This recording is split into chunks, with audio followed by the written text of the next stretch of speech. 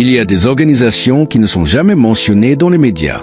Des structures de sécurité qui ne font pas de mots lourds, qui n'envoient pas de presse et qui ne prennent pas les microphones après des opérations réussies.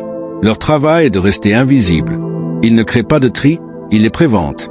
Ils n'annoncent jamais leur présence, mais la vie de la personne la plus importante dans le pays dépend de leurs actions. C'est à propos de l'Agence fédérale protective de la Fédération russienne, l'AFSO. C'est le plus secret, le plus dangereux et peut-être le plus professionnel de détails de sécurité pour un chef d'État qui existe aujourd'hui. Beaucoup imaginent un gardien de corps du président comme un homme en veste et avec des lunettes sombres qui se reposent derrière lui avec une pièce d'oreille dans son oreille. Mais l'AFSO opère sur un niveau complètement différent. Ce n'est pas seulement à propos des gens, c'est un système. Un mécanisme bien ajusté fonctionnant avec précision jusqu'à la milliseconde, dans lequel chaque élément, que ce soit une personne, un véhicule, une station de satellite ou un module de software, est subordonné à un seul but, la sécurité totale pour le président. Le service ne protège pas seulement le corps physique du chef d'État, mais aussi son information, ses environnements, ses mouvements, même l'air et l'eau avec lesquels il est en contact. L'histoire de l'AFSO trace de retour à l'époque soviétique. Dans l'Union soviétique, cette responsabilité appartient au 9e directorat du KGB, une structure spéciale qui protège les plus élevés partis et officiels de l'État. Après la collapse de l'Union soviétique, la structure n'a pas disparu. Elle a simplement changé de forme et devient un service indépendant. En 1996, le service de protection fédérale de la Fédération Russie a été officiellement établi. Mais en réalité, c'était déjà un service spécial bien formé et bien ajusté qui a simplement reçu un nouveau nom. Aujourd'hui, l'AFSO n'est pas seulement la sécurité de Poutine, c'est aussi une armée d'espoir. Le service possède tout.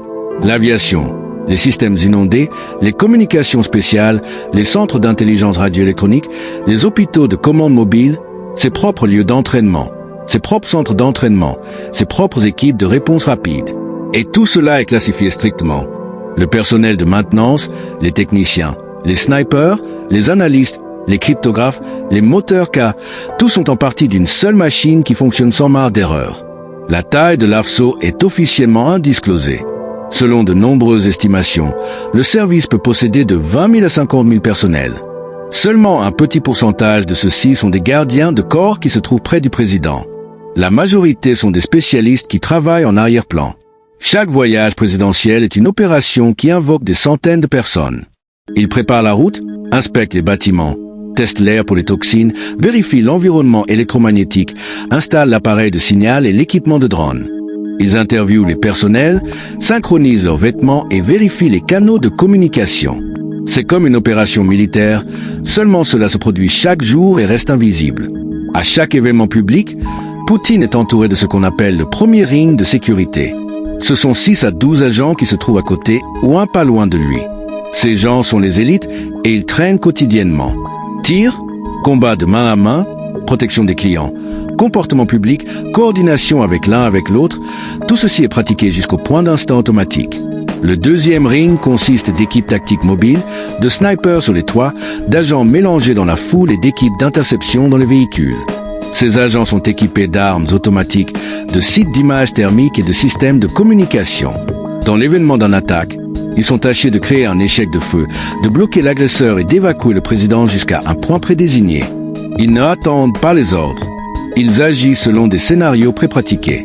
Le troisième ring consiste d'électronique et de cybersécurité. Des signaux mobiles, des systèmes de détection de drones, d'interception d'un signal net, de suppression de GPS, d'échecs de résidence, de frames anti-explosifs, des communications de gouvernement en enregistrement et d'enregistrement d'informations pour les menaces potentielles. Tout cela est contrôlé par la FSO. Des systèmes de défense de l'air à courte durée sont déployés au-dessus des résidences de Poutine. Avant chaque apparition publique, l'endroit est surveillé en utilisant des drones. Le spectre de la fréquence radio est testé et des simulations de menaces sont conduites. La FSO ne protège pas simplement le président. Elle gère toute l'infrastructure du pouvoir présidentiel, du motard à l'élévateur. Chaque véhicule dans le motard est une machine équipée d'électronique modifiée, armée, capable d'attendre le feu d'armes, les explosions et les attaques chimiques. Le motard est toujours dupliqué. Parfois, 3 ou 4 convois identiques partent dans différentes directions, et seulement l'un d'entre eux porte le président. Les conducteurs s'entraînent spécialement dans la conduite de combat, la rampe d'évacuation et les manœuvres sous feu. Le entraînement des gardiens de corps du président est une histoire séparée. Personne n'entraîne par les connexions. Tous les candidats passent par un processus de sélection multilégal, y compris des tests de stress, des interrogations polygraphiques qui durent de nombreuses heures, des tests de stabilité psychologique, des standards de fitness physique, la proficiency avec plusieurs types d'armes, les compétences d'aide médicale et la connaissance de la langue étrangère. Les unités de service et de force spéciales, la plupart du temps, l'FSB ou la GRU est mandatoire. L'entraînement continue même pendant le service. L'attentat d'assassinat, les évacuations et les attaques concernant les armes de feu, le gaz et les agents chimiques sont simulés. Ils pratiquent leurs actions dans l'eau, dans l'air et sur la terre. Il y a des exercices avec des hélicoptères de combat, des snipers et des appareils explosifs. Les faisceaux utilisent les dernières technologies. Il y a de nombreuses rumeurs sur les doubles de corps et tous sont basés sur le fait que les faisceaux l'utilisent profondément pour distraire. Est-ce possible que Poutine ait des doubles de corps? Probablement, oui. Mais seulement l'intermédiaire, c'est pour être sûr. Et c'est les faisceaux qui coordonnent toutes ces opérations. Les rumeurs parlent des unités de service mobile qui voyagent en tant que partie du motorcade, des systèmes de reconnaissance faciale qui font des vérifications de l'identité inverse sur le président et des plans d'évacuation de retour concernant les hélicoptères, les tunnels souterrains et même les trains armés. Les faisceaux est une structure qui vit au-delà du temps. Elle vit de son propre rythme, de ses propres lois. Son travail est invisible, mais c'est précisément ce travail qui définit la stabilité des institutions de pouvoir en Russie. Les gens qui se trouvent à côté de Poutine ne sont pas seulement des gardiens. Ils sont l'élite, le dos, l'armée personnelle du président. Ils n'ont pas le droit à l'émotion, aux erreurs ou aux faiblesses. Et peut-être que c'est leur ombre silencieuse qui les rend si inattachables.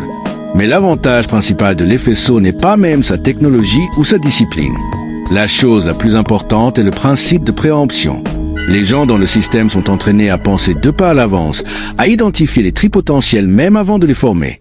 Intéressantement, le président n'est pas le seul objectif de protection pour les faisceaux.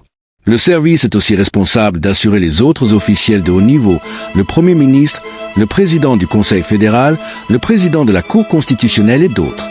Il y a un autre aspect du travail de l'FSO qui n'est rarement discuté. C'est le contrôle des facilités stratégiquement importantes. Les résidences, les bunkers de commande et les sites secrets. Tout cela est sous la supervision constante de l'FSO. Il y a des agences de sécurité élites dans le monde, le service secret du Royaume-Uni, les unités de protection de Mossad, des équipes spéciales de Mi-5, GSG-9 en Allemagne et GIGN en France. Mais l'FSO est quelque chose d'entièrement différent. C'est une organisation née dans l'ombre froide de Lubyanka, construite dans le paranoïa des époques soviétiques, mais évoluant en un titan technologique du XXIe siècle. Et quand on voit le calme visage du président sur la scène, et il semble que tout est sous contrôle, quelque part près, une armée entière d'invisibles sont déjà au travail, capables de stopper n'importe quelle menace en quelques secondes. La plupart du temps, nous ne saurons jamais tous les détails des opérations de l'FSO. Nous n'allons pas entendre des confessions, nous n'allons pas voir des rapports de leurs exercices d'entraînement, et nous n'allons pas recevoir des images de leur base d'entraînement. Mais c'est précisément là où se trouve leur force. Leur travail commence où tout ce que nous sommes habitués à appeler la sécurité s'arrête. C'est un service qui n'attend pas les problèmes. Il vit en préparation pour le fait que les problèmes peuvent arriver à n'importe quel moment. Et grâce à ça, ça n'arrive pas d'habitude.